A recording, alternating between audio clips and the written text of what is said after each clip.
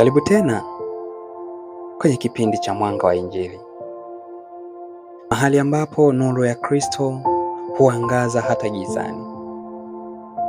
Mimi ni Metusela Mabula, na leo niko na ujumbe unaosema neema inayovunja minyororo. Kuna minyororo isiyoonekana lakini inatufunga wengi.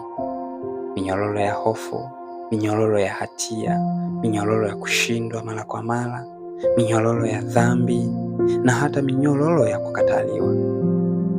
Lakini Biblia katika kitabu kile cha Warumi 8 ule mstari wa 1 inasema, basi sasa hakuna hukumu kwa wale walio katika Kristo Yesu. Neema ya Mungu si tu msamaha, ni nguvu ya kuvunja kutoka kwenye kifungo chochote.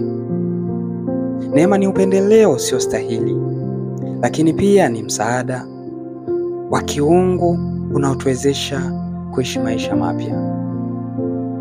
Hata kama umekuwa mfungwa wa maamuzi mabaya, mfungwa wa dhambi au historia yako, Yesu anakuambia funguka.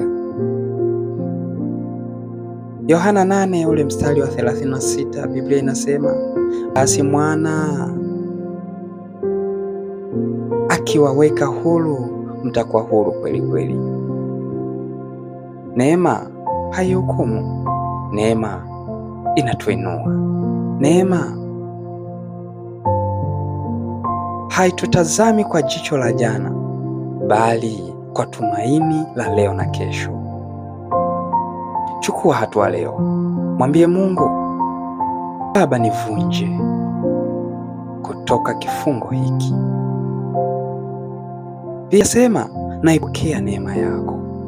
Kumbuka, minyororo yako ni midogo mbele ya neema ya Mungu.